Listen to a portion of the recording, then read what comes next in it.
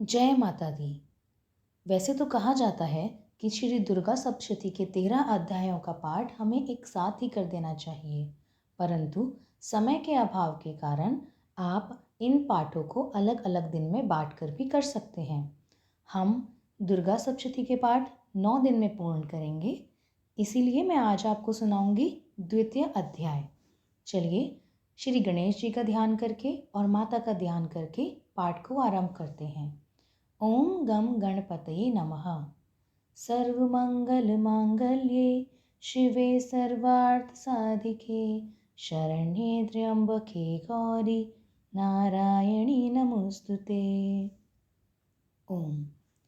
मध्यम चरित्र के विष्णु ऋषि, महालक्ष्मी देवता, उत्किंचक छंद, शाकंभरी शक्ति, दुर्गा बीज, वायु तत्व और यजुर्वेद स्वरूप हैं। श्री महालक्ष्मी जी के प्रसन्नता के लिए मध्यम चरित्र के पाठ में इसका विनियोग है।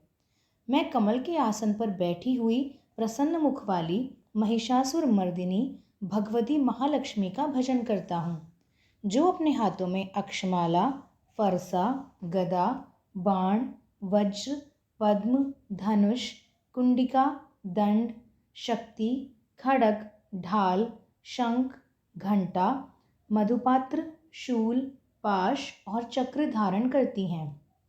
ऋषि कहते हैं, पूर्व काल में देवताओं और असुरों में पूरे 100 वर्षों तक घोर संग्राम हुआ था। उसमें असुरों का स्वामी महिषासुर था और देवताओं के नायक इंद्र थे। उस युद्ध में देवताओं की सेना महाबली असुरों से परास्त हो गई। संपूर्ण देवताओं को जीतकर महिषासुर इंद्र बन बैठा।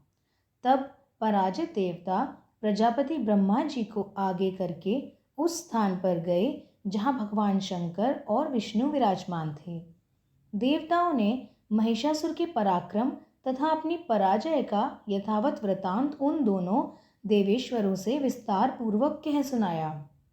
वे बोले, भगवान, महिषासुर सूर्य, इंद्र, अग्नि, वायु, चंद्रमा, यम, वरुणा तथा अन्य देवताओं के भी अधिकार छीनकर स्वयं ही सबका अधिष्ठाता बना हुआ है। उस दुरात्मा महिष ने समस्त देवताओं को स्वर्ग से निकाल दिया है। अब वे मनुष्यों की भांति पृथ्वी पर विचरते हैं। दैत्यों की यह सारी करतूत हमने आप लोगों से कह सुनाई। अब हम आपकी ही शरण में आए हैं। उसके वध का कोई उपाय सोचिए। इस प्रकार देवताओं के वचन सुनकर भगवान विष्णु और शिव ने दैत्यों पर बड़ा क्रोध किया। उनकी भौहें तन गईं और मुंह टेढ़ा हो गया। तब अत्यंत कोप में भरे हुए चक्रपाणि श्री विष्णु के मुख से एक महान तेज प्रकट हुआ। इस प्रकार ब्रह्मा, शंकर तथा इंद्र आदि अन्यान्य देवताओं के शरीर से भी बड़ा भारी तेज निकला। वह सब मिलकर एक हो गया। महान तेज का वह पुंज ज्वालायमान पर्वत सा जान पड़ा। देवताओं ने देखा, वहां उसकी ज्वालाएं संपूर्ण दिशाओं में व्याप्त हो रही थीं। संपूर्ण देवताओं के शरीर से प्रकट हुए उस तेज की तुलना नहीं थी। एकत्रित होने पर वह एक नारी के रूप में परिणत हो गया और अपने प्रकाश से तीनों लोकों में व्याप्त जान पड़ा।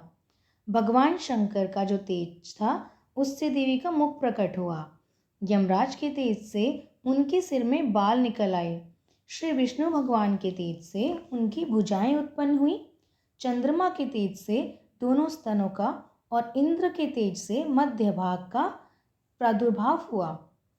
वरुण के तेज से जंगा और पिंडली तथा पृथ्वी के तेज से नितंब भाग प्रकट हुआ। ब्रह्मा के तेज से दोनों चरण और सूर्य के तेज से उनकी अंगुलियां हुईं। वसुओं के तेज से हाथों की उंगलियां और कुबेर के तेज से नासिका प्रकट हुई। उस देवी के दांत प्रजापति के तेज से और तीनों नेत्र अग्नि के तेज से प्रकट हुए। उसकी भुहें संध्या के और कान वायु के तेज से उत्पन्न हुए। इस प्रकार अनन्य देवताओं के तेज से भी उस कल्याणमयी देवी का आविर्भाव हुआ। तदंतर समस्त देवताओं के तेज पुंज से प्रकट हुई देवी को देखकर महिषासुर के सताए हुए देवता बहुत प्रसन्न हुए। पिनाकधारी भगवान शंकर ने अपने शूल से एक शूल निकालकर उन्हें दिया। फिर भगवान विष्णु ने भी अपने चक्र से चक्र उत्पन्न करके भगवती को अर्पण किया।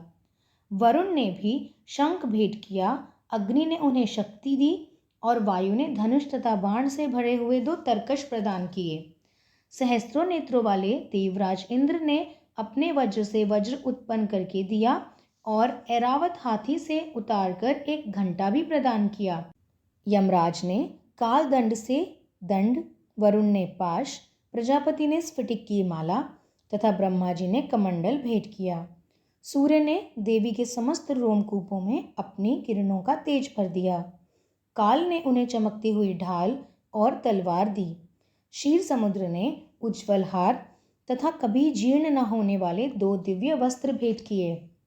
साथ ही उन्होंने दिव्य चूड़ामणि, 2 कुंडल, कड़े, उज्ज्वल अर्धचंद्र, सब बाहुओं के लिए केयूर, दोनों चरणों के लिए निर्मल नूपुर, गले की सुंदर हंसली और सब उंगलियों में पहनने के लिए रत्नों की बनी अंगूठियां भी दी।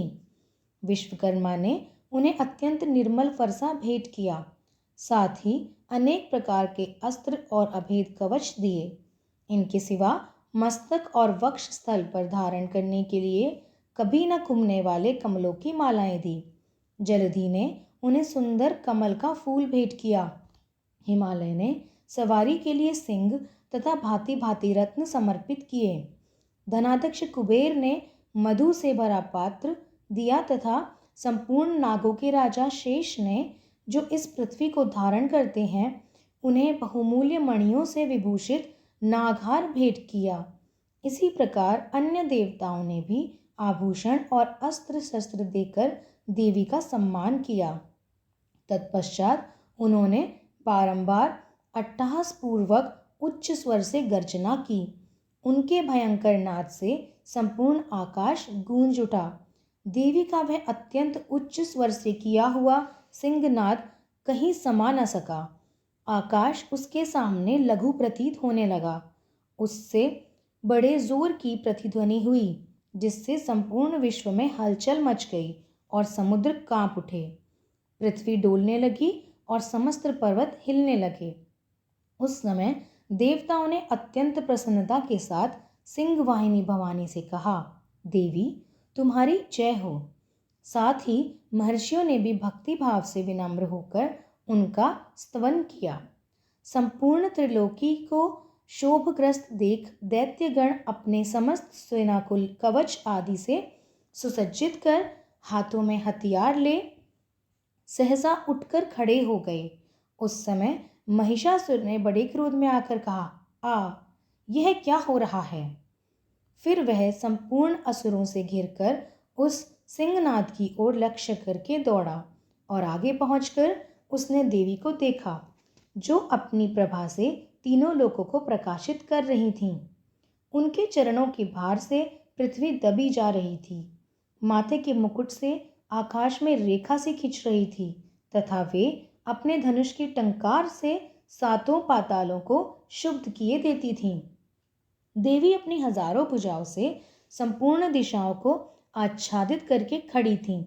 तदंतर उनके साथ दैत्यों का युद्ध छिड़ गया। नाना प्रकार से अस्त्र शस्त्रों के प्रहार से संपूर्ण दिशाएं उद्भासित होने लगीं। चिशुर नामक महान असुर महिषासुर का सेनानायक था। वह देवी के साथ युद्ध करने लगा।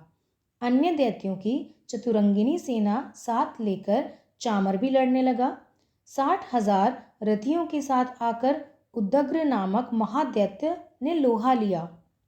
1 करोड़ रथियों को साथ लेकर महाहनु नामक दैत्य युद्ध करने लगा, जिससे रोए तलवार के समान दिखते थे। वह असिलोमा नामक महादैत्य 5 करोड़ रथी सैनिकों सहित युद्ध में आ डटा।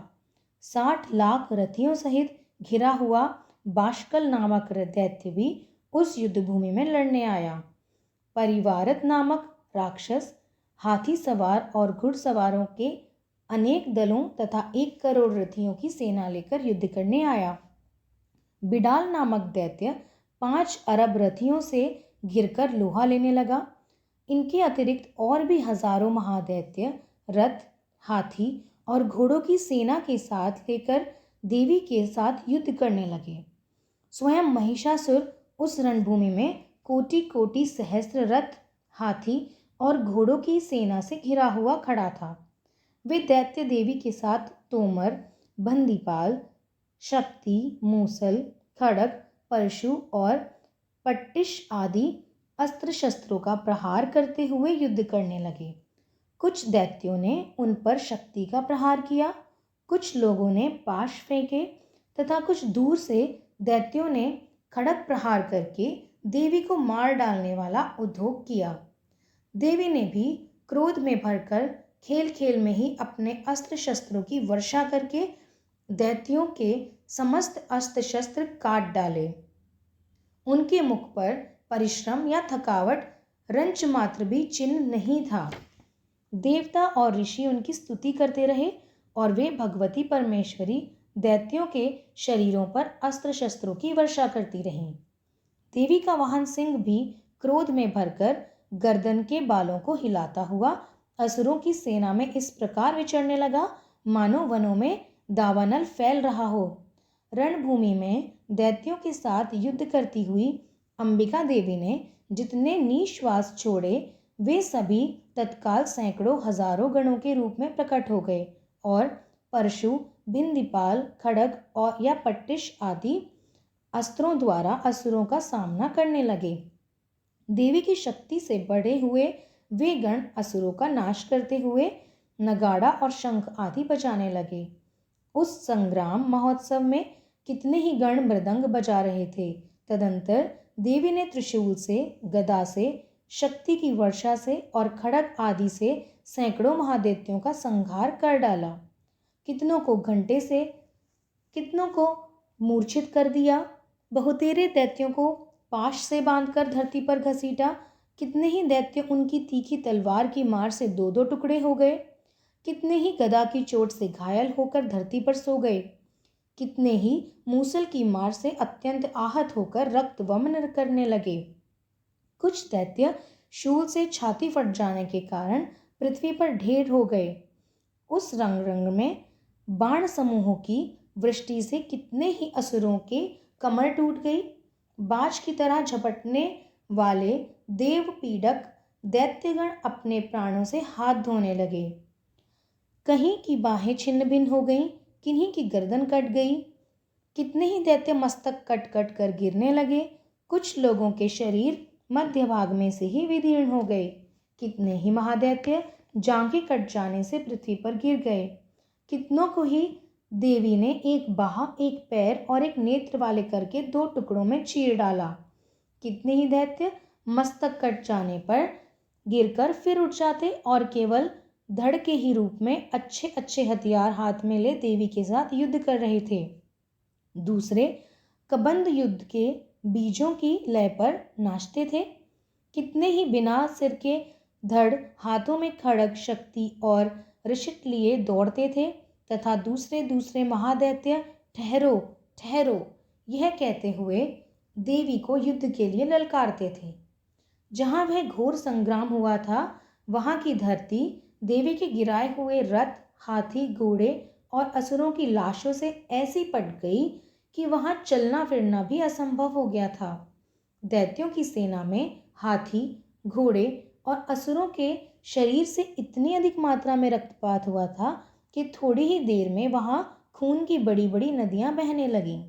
जगदम्बा ने असुरों की विशाल सेना को क्षण भर में नष्ट कर दिया था।